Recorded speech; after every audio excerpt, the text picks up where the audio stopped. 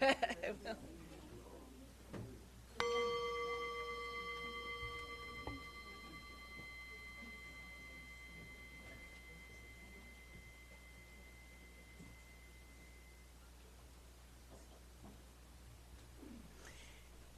morning, and welcome to Vashon Island Unitarian Universalists.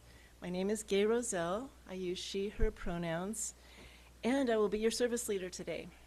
If you are visiting, please participate as you feel comfortable. You're invited to stay and introduce yourself in conversation following the service. Our congregation is committed to individual freedom of belief, welcomes diversity, seeks to promote a sense of community, and fosters religion, which enriches the spirit. We are a mostly lay-led community, strengthened and enriched by weaving together the volunteer contributions of members and friends. As we begin our service, please take a couple of breaths to become fully present.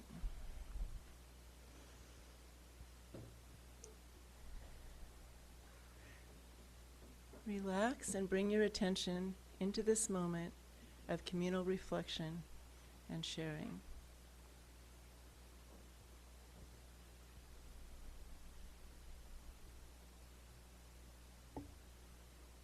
Always helps me to take long, slow breaths.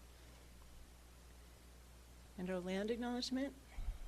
We acknowledge that we are on the traditional homelands of the Shobash Coast Salish Native people.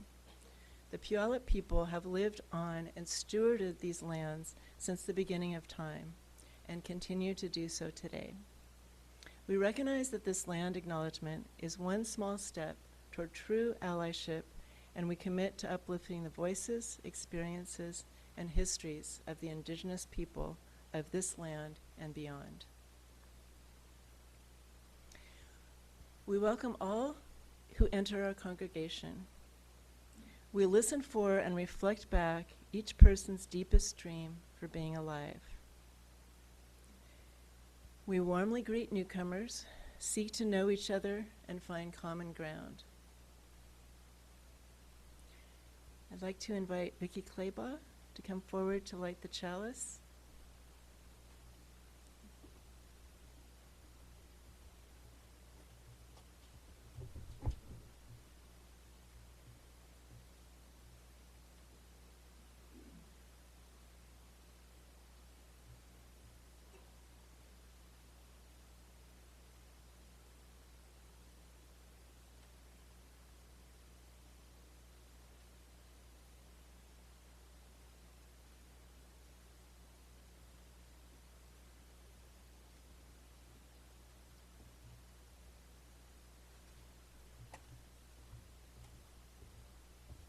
Good morning. Let us light our chalices together in person and online with these words by Amy Williams Clark. We gather in this time of uncertainty, full of unknown as angst closes in upon us. We light this chalice with a flame that draws all of us together. With this flame, we cut through the dankness of isolation and are warmed by the fires of our interconnection. For this moment, this radical moment, we find a certainty within the knowable bonds of love and community. Thank you.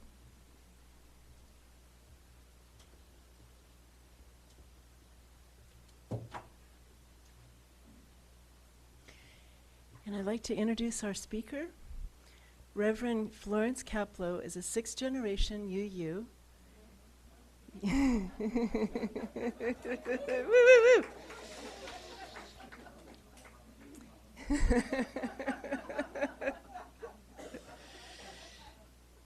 She's also a UU minister, Zen priest and teacher, conservation biologist, writer, and environmental activist. She served Quimper UU Fellowship in Port Townsend and UU congregations in Colorado and Illinois.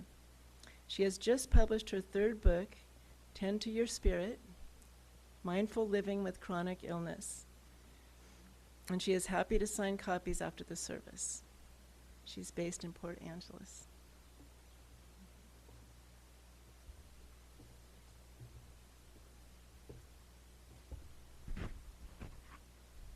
Good morning, and good morning to the online people as well. Wow, it's so drippy and gray and cold out there, and it's so warm and light-filled and cheer-filled in here. So thank you all for coming out into the fog this morning in order to be together and to be with me. Very grateful. And I also am very happy. Oh, I'll also say I don't think I've ever had clapping after it's announced that I'm a sixth-generation UU. That was kind of fun. And just to say, if you're curious, maybe some of you know that there were these incredible women ministers in the Midwest, in Iowa specifically, in the late 1800s. And so along my entire female line, there weren't any ministers, but my great-great-great-grandmother and other women in my family founded a Unitarian congregation and invited one of those women ministers to come and be the first minister of their congregation. Wow. Pretty amazing, 1890.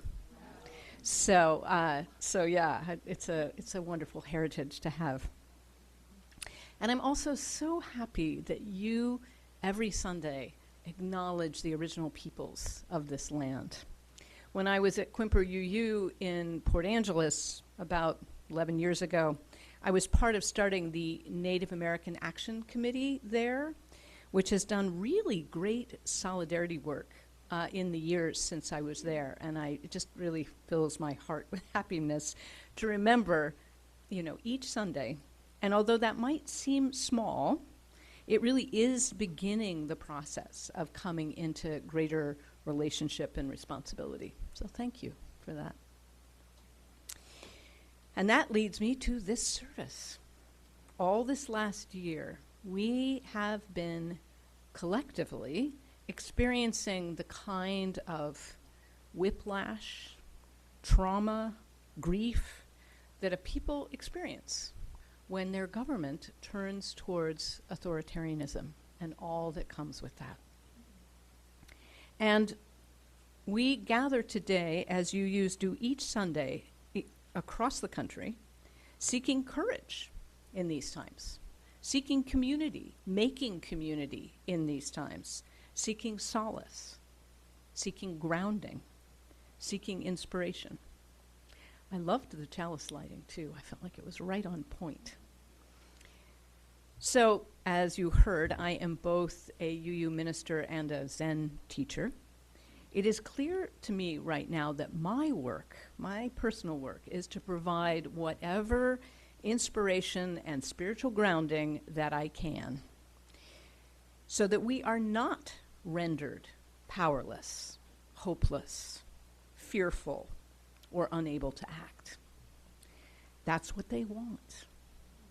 But it is not inevitable. May the words you hear today, the songs you sing, the community you nurture, give you strength for this journey.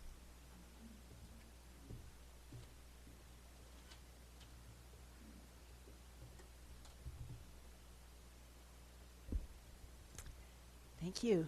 And we're going to transition right into our first hymn, which is in the gray hymnal, number 391, Voice Still and Small.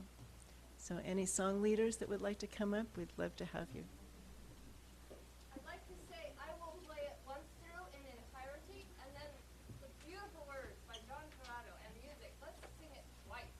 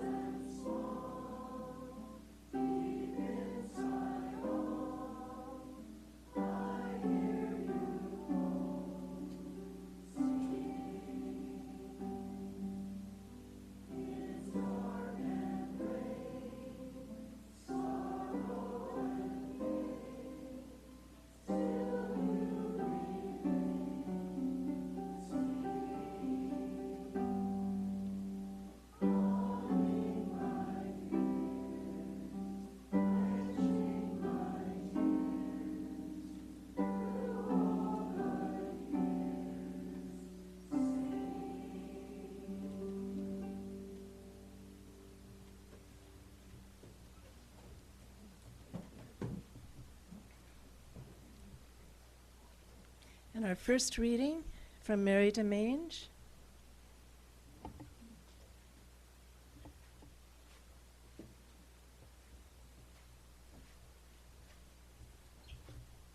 It's not really from me.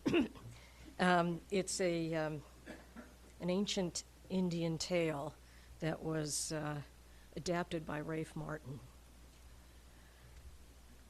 The Brave Little Parrot. Once a little parrot lived in a green forest. One day, dark clouds gathered, lightning flashed, thunder crashed, and a dead tree struck by lightning burst into flames. The wind began to blow, and soon bright sparks were leaping from tree to tree. "Fire!" called the little parrot, smelling the smoke. "Fire! Run! Run to the river!" Then, flapping her wings, she flew swiftly towards the safety of the river's shore. After all, she was a bird, and she could fly away. But as she flew, she saw below her many of the forest's green trees wreathed in flames. She saw that many animals were trapped by the fire, with no way to escape. Suddenly, a desperate idea, a way to save them, came to her. Darting to the river, she called to the animals already gathered safely there. "Elephants, please fill your trunks with water to spray the flames. The rest of us can dip our bodies in the river. We can carry water in cupped leaves, too. Let's work together to save the forest and our friends." But the animals huddling on the shore moaned, "There's nothing anyone can do now, little parrot. It's too late." "It's true," coughed the cheetah.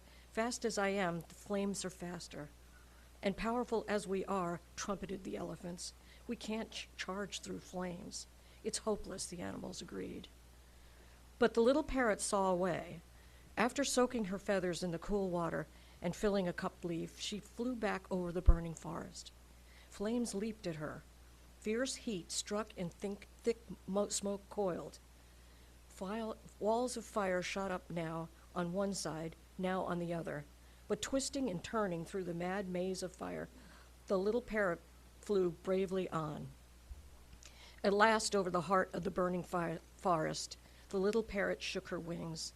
The few drops of water still clung to her feathers, tumbled like jewels down into the flames. She poured the water from her leaf cup. The drops vanished instantly with a hiss. Then the little parrot flew back to the river.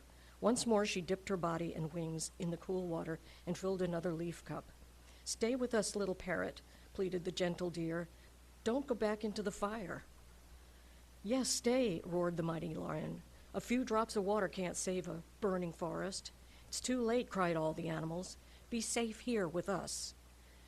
"But it might just be possible," panted the little parrot, "so I'll try." And once again she flew over the burning forest, shook her wings, and let those few glittering drops of water fall. Hiss! Back and forth the little parrot flew, from river to the forest, from forest to the river. Her eyes burned red as coals. Her feathers were charred. Her claws cracked. She coughed and choked. But still the little parrot flew on. Now at this time, some carefree goddesses and gods happened to drift by overhead. They were laughing and talking in their palace of sunlit clouds. They were eating honeyed foods and sipping sweet wines. One of the gods happened to notice the little parrot flying far below. "Look," he called, "just look at that foolish bird trying to put out a forest fire with a few sprinkles of water." "Ridiculous," snorted one. "Impossible," laughed another. "Can't she see it won't work?" exclaimed the first god. And putting down his golden bowl and silver cup, the god took on the shape of a golden eagle. Flapping his broad wings once, twice, 3 times, he drove down toward the little parrot. As the little parrot flew again towards the forest's fiery heart, the eagle appeared by her side. "Go back, little bird," he said in a majestic voice. "A few drops of water can't save a forest. Stop now and save yourself before it's too late." But the little parrot didn't turn back. "Great eagle," she coughed, "time is running out. So I don't need advice, I just need help." And on she flew.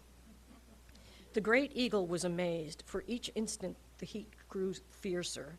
He flapped his wings and drove up upon the cooler air high above. Far below him now he saw the little parrot flying bravely on. Just above him, the other gods and goddesses were laughing and talking, eating and drinking as the forest burned.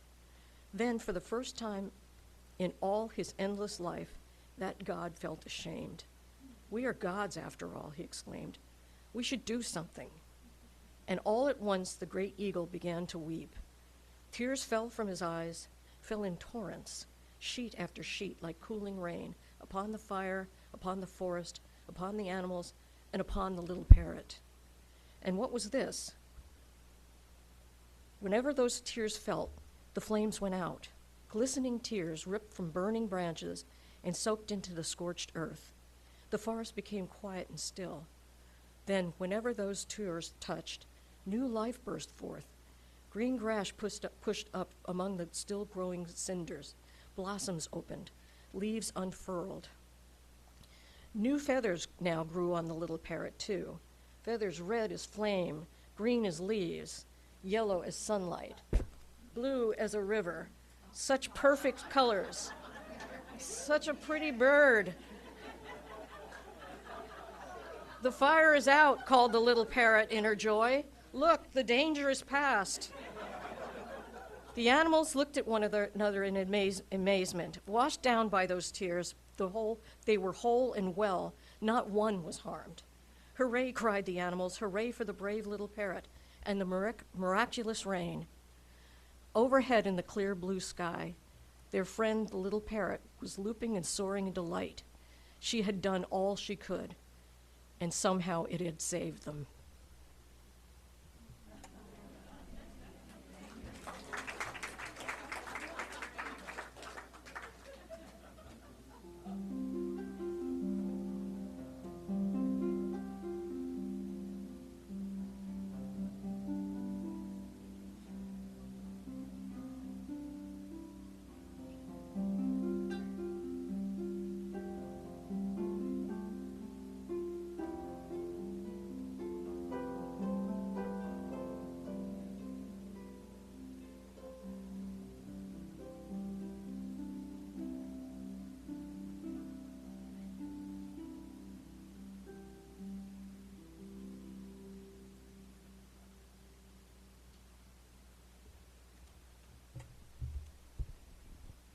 Thank you, everybody, for the beautiful music, the beautiful words.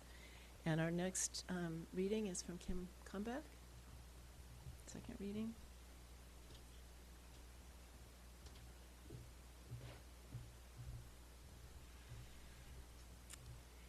This reading is by the late Vietnamese peace activist Thich Nhat Hanh.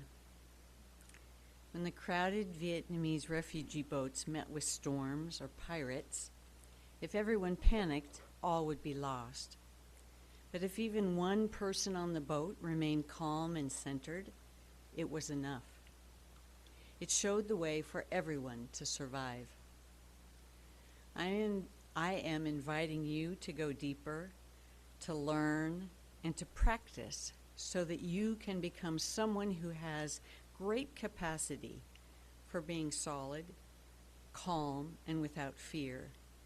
Because our society needs people like you who have these qualities, and your children, our children, need people like you in order to go on, in order to become solid, calm, and without fear.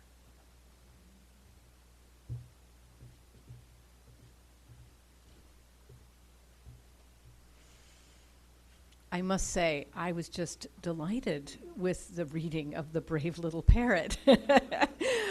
So she found, I had sent a text, but she found the book, and there were parts of it that weren't part of what I had sent, and it made it so much better, plus the changing of clothing in the middle of the reading. So thank you.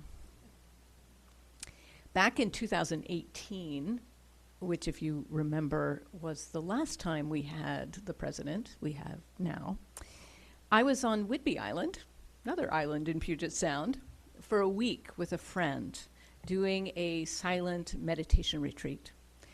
We've actually come together for more than 20 years to do just a little retreat with the two of us.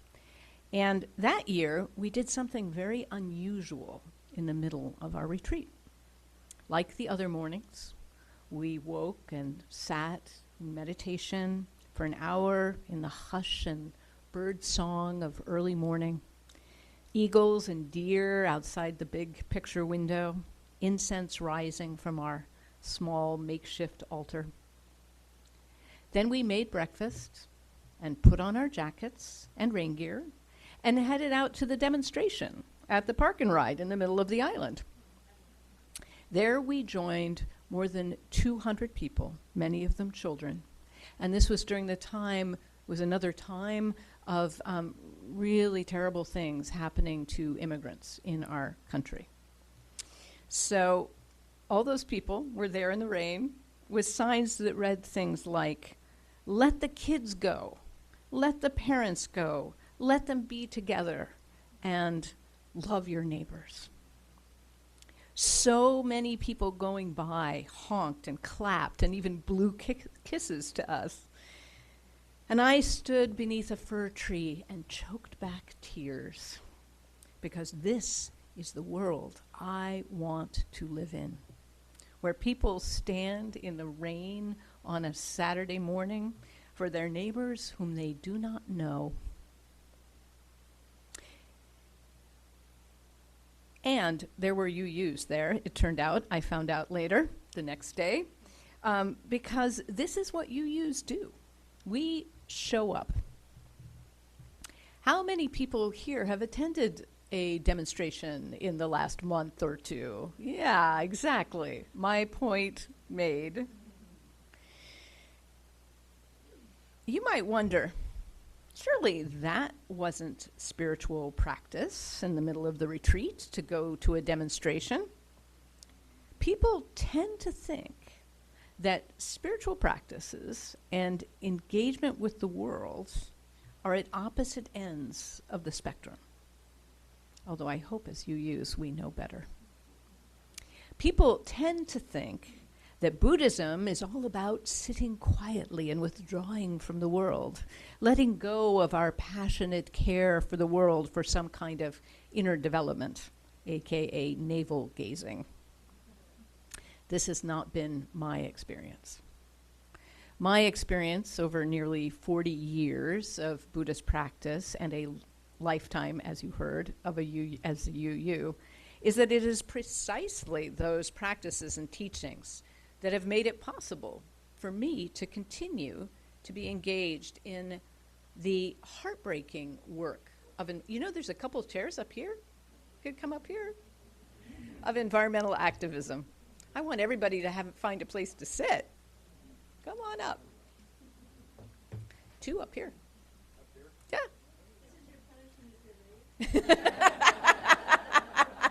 Called out by the speaker.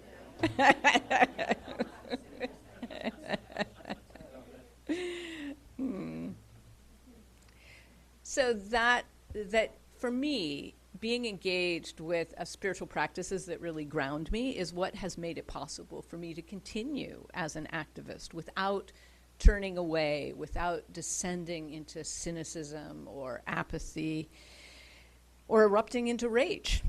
Although these feelings do arise now and again, even in my heart. This is what my longtime Zen teacher taught me, that the more deeply you look within, the more it is clear that we are all connected, and that our salvation, in every sense of that word, is bound up together. As Gandhi says, those who say spirituality has nothing to do with politics do not know what spirituality really means. Tell that to your friends the next time they wonder why you're going out to a demonstration. And for me, the longer I practice, the more my heart opens.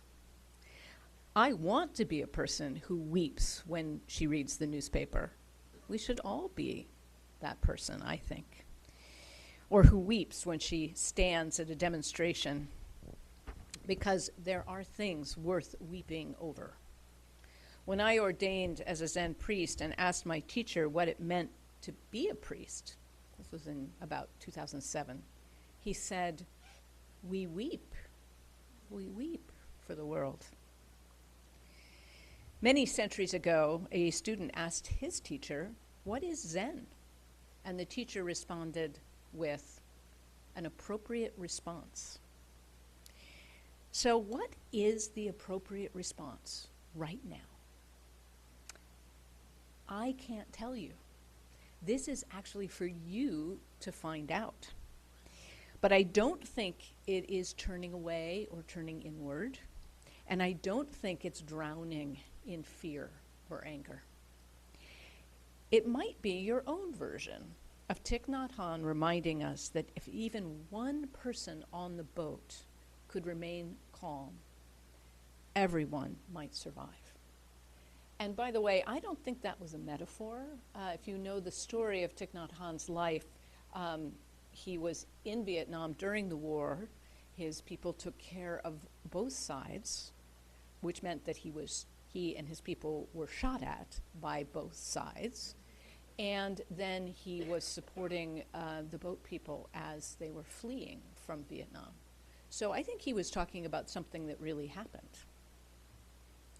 I think at times like this, spiritual practices, whatever they may be for you, are really essential in order to engage. So I don't really believe in giving advice. I heard the laugh with the gods in that story, right? About, I don't need advice, I need you to help. But I'm going to break my own rule this morning, since these are desperate times, and offer some advice which you are free to ignore. And maybe I'm reminding myself as much as I'm reminding you. As you listen, see which one really speaks to you. Even one could make a difference. Or consider what is a spiritual practice for you already. So I'm going to share 5 of them. And they are, just to give you a little preview, pausing, appreciating, not knowing, staying together, and feeling your feet, with a little bonus practice at the end. Wait for the bonus. First, and most importantly, find ways to pause, to slow down, and to feed your spirit. This might seem a bit paradoxical, considering the urgency of these times and the little story we heard about the parrot. But the more we panic, the more it will seem like we simply don't have time for spiritual practices, and the more out of balance and reactive we will get. Maybe some of you feel like you've been running a marathon and you are tired. I remember hearing that from a woman in her 30s, the night after an election, after the last election a year ago. She said, "I feel like I've been having to fight this all my life and I'm tired." I thought, well, sorry, got to keep going. And yet, in a marathon, and not that I've ever run one. Who's run a marathon here? Oh, look at that. Okay, good. But from what I hear, you need to be sure to get enough water to pace yourself, to take rest breaks. And it is the same with mountaineering, which I have done. And when you get up high on those volcanoes and without a lot of oxygen, you actually need to do what's called a rest step, where you rest a little bit with each step that you take up the mountain. So I'm quite convinced that someone out there is trying to get us to never rest, never stop surfing the internet and doom scrolling, so that we won't really stop and think about what is happening with a clear mind and heart. And sometimes those of us who are activists feel that we can't rest, that the problems are so dire that we need to be doing whatever we can 24/7. For you and anyone who overworks, I want to remind you of the words of the Black activist and founder of Nap Ministry. She actually refers to herself as the bishop of Nap Ministry. Tricia Hersey. She says, consider rest a radical act. Walk in the woods. Cuddle with your loved one or your dog or your cat. Drink a cup of tea. Go on retreat. Come to the UU congregation on Sunday. Take a moment to breathe with awareness. I loved that we started this service with breaths. And know that you are not turning away from the troubles of the world. You are strengthening yourself for the journey and the struggle. It's said that Gandhi used to meditate an hour every day with his followers. And one day they were planning a big event. I believe it was the Salt March. And his followers said, well, this is such a big day and we have so much to do. Couldn't we just skip all that meditation in the morning before we go out and do this big event? And he said, no, today is so busy we will sit for 2 hours. And maybe you're saying to yourself, I can't meditate. That is just not my thing, and certainly not for 2 hours. And I'm here to give you a little secret from a lifetime of nearly a lifetime of meditating. Meditation can be, you can take in a homeopathic amount of meditation. Even a moment of presence goes a long way. Maybe you even felt that this morning with those breaths. Even a breath can be a moment of Sabbath and peace. So, to review, my first piece of advice, find a way, any kind of way, to slow down and be present, whatever you call it. Your adrenal glands will thank you, even if no one else does. And I'll bet others will thank you as well for being a little bit less reactive. Advice number 2, appreciating. The harder and uglier things get, and that's certainly a possibility in our current situation, the more important this simple practice becomes. Yes, you have a right to some happiness, even when things are falling apart. And I know sometimes these days people kind of groan when you hear about gratitude or gratefulness, so just put up with this here for a moment.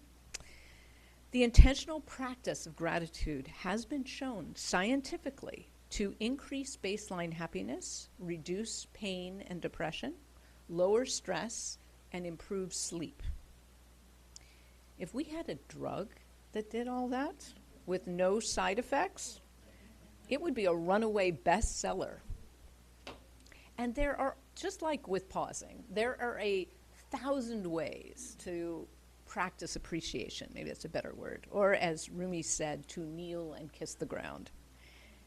But like most practices, it does not need to be elaborate.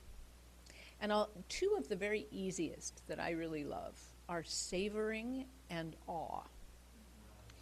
Savoring is to, I heard somebody like, yes!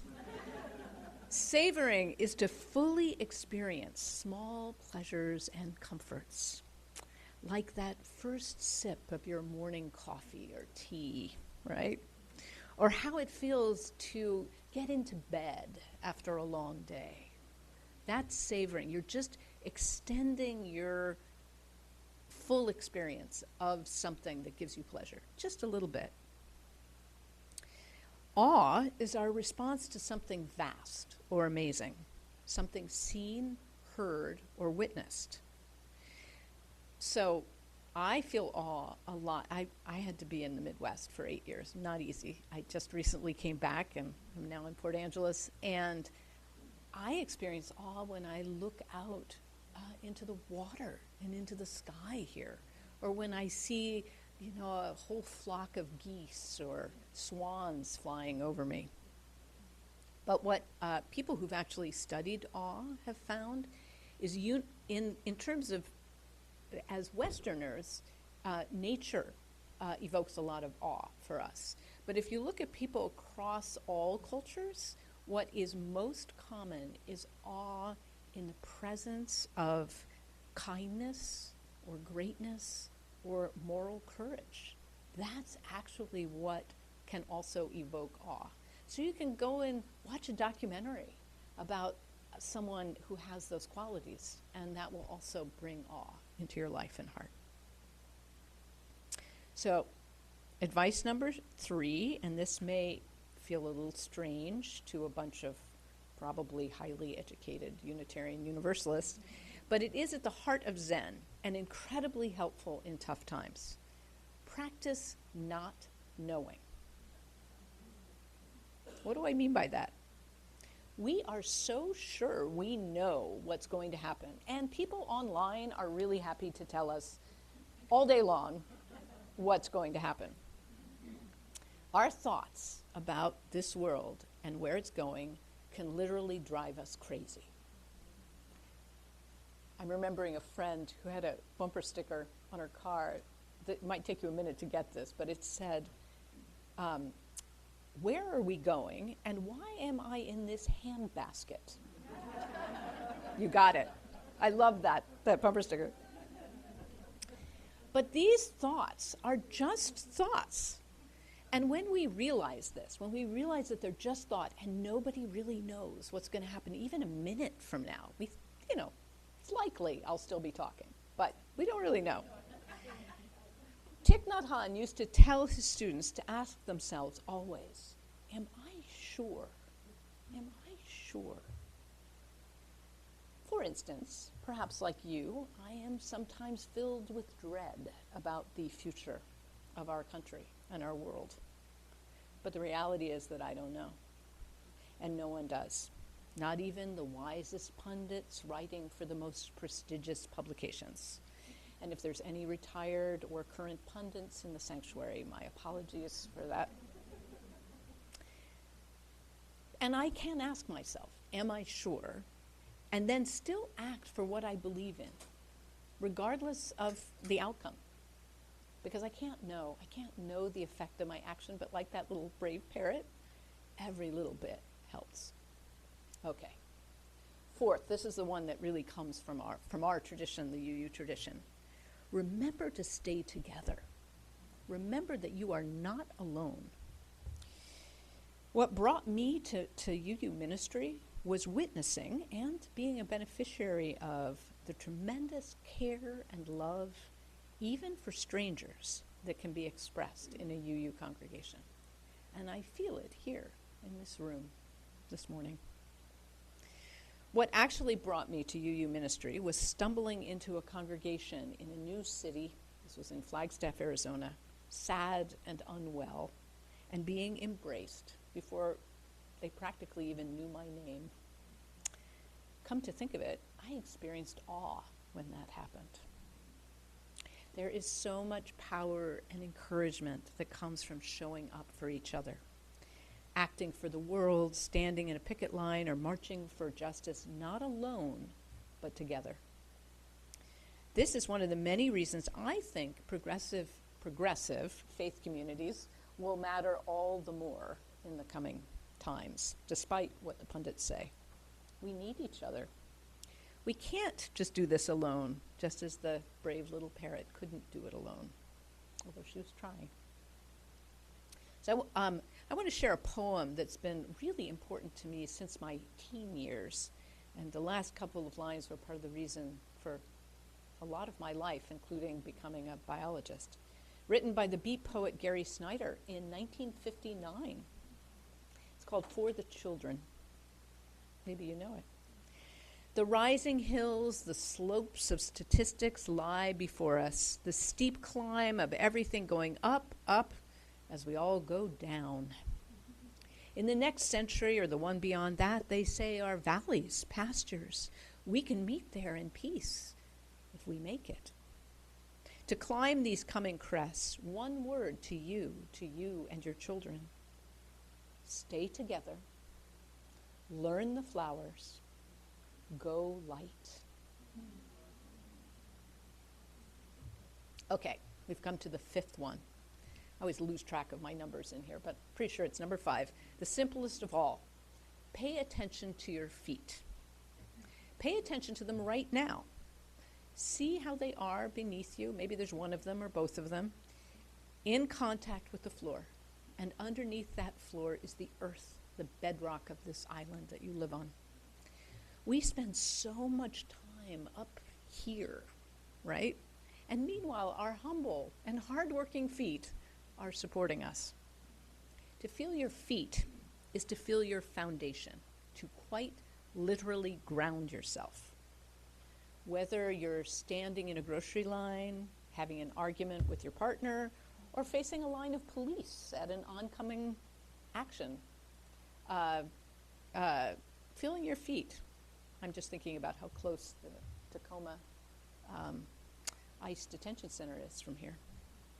Some of you really might be in that situation. Feeling your feet will bring you into your body and in contact with the earth, which is always there supporting you and which receives all of us in the end. It is something we can trust, no matter what. Okay, I promised you a little bonus at the end. This is a little bonus advice from the great satirist Kurt Vonnegut. It was actually in his last address to an audience in 2007. Who knows if anybody listened? And how should we behave during this apocalypse? We should be unusually kind to one another, certainly. But we should also stop being so serious. Jokes help a lot. And get a dog if you don't already have one. There you go, Kurt Vonnegut's last words. So if even one of these spiritual practices spoke to you, I really invite you to bring it more deeply into your life. Earlier this year, I made a list of 10 spiritual practices that might be helpful as we navigate the stormy waters that are engulfing our country. And over there, right below the hydrangeas, I printed out a few in case you want to take one home with you. Or you can check them out. I have a website called Cloudway, and it's up there as well if we run out. So, just reviewing again. Some simple spiritual practices for these tough times. Pause, appreciate, practice not knowing, stay together, feel your feet, and don't forget to laugh now and again. Thank you.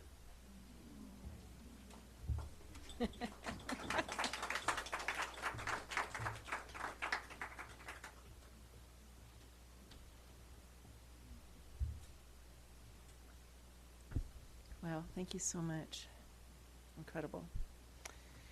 And we are going to transition into our next song. Hymn number 6 in your gray hymnals, Just as Long as I Have Breath.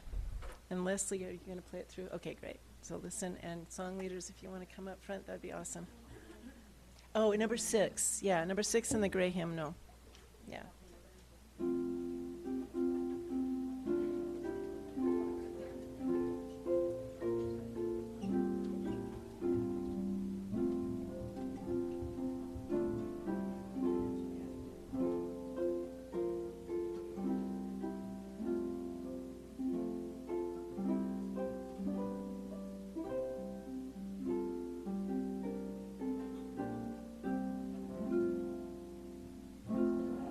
As long as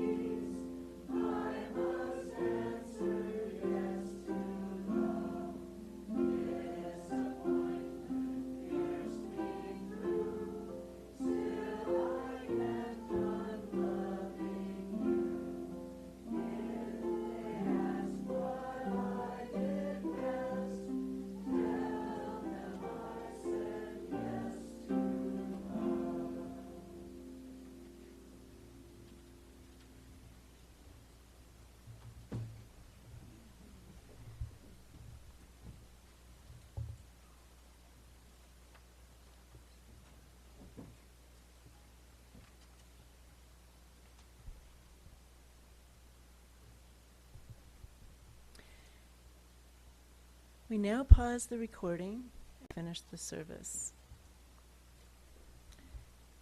As members and friends of Vashon Island Unitarian Universalist, we commit to supporting our congregation. Financial resources help us pay speakers and staff, support our social justice programs, and maintain our building. Please support VIUU with your pledges and offerings so that we can continue to be a vital community. Let's hold a moment of contemplation and worship, an Old English word that means to consider things of worth in a generous and abundant silence.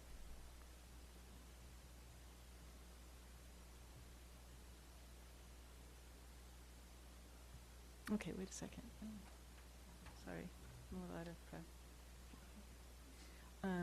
Okay, so our congregation engages beyond our walls for peace, social and economic justice, freedom of belief, and protection of our planet and its inhabitants. Okay. And once a month, we contribute to the financial offering to a regional, national, or international organization that aligns with our values. This week's offering supports our beloved community. Our greeters will now pass around the offering baskets. As we receive our offering, please join in singing "We Give Thanks." The words for "We Give Thanks" are in the front of your gray hymnal.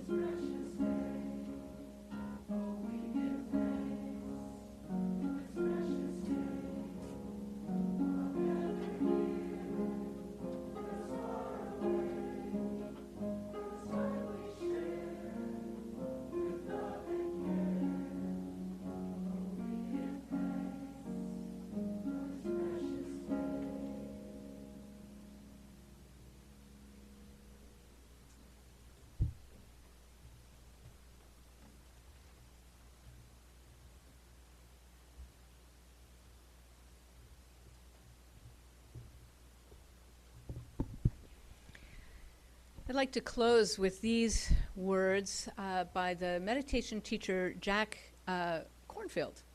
It was written in 2016 after the 2016 election. You are not alone. You have generations of ancestors at your back. You have the blessing of interdependence and community. You have the great trees of the forest as steadfast allies. You have the turning of the seasons and the renewal of life as your music. You have the vast sky of emptiness to hold all things graciously. Now it is time to step forward, bringing your equanimity and courage, wisdom and compassion to the world. Thank you.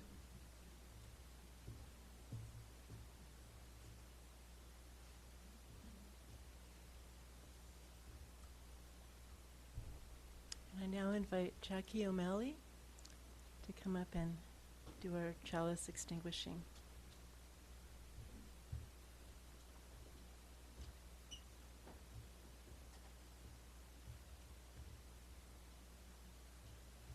Will you do the extinguishing? We extinguish our chalice with these words from Reverend Michelle Collins. Our worship ends, but the practice of noticing continues. May you discover treasures hiding in tomorrow's ordinary moments. The warming of morning coffee. We've heard that before today. A stranger's kindness. The miracle of lungs that breathe without asking. Go forth, gathering what is already here. Thank you.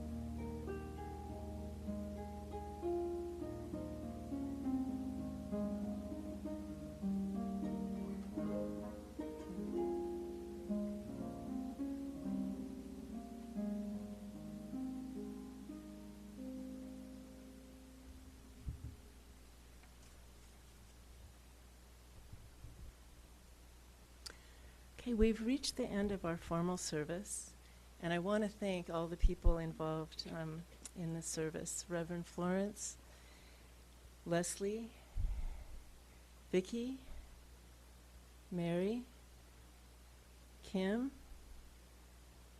Jackie, Rena, Kate, the song leaders, Hospitality Team 3, and the worship participants. And also, I also want to acknowledge the tech group as a whole. I know they were here at the beginning doing a few things, so thank you, all of you. And please join us for refreshments following our VIUU announcements and VIU event announcements.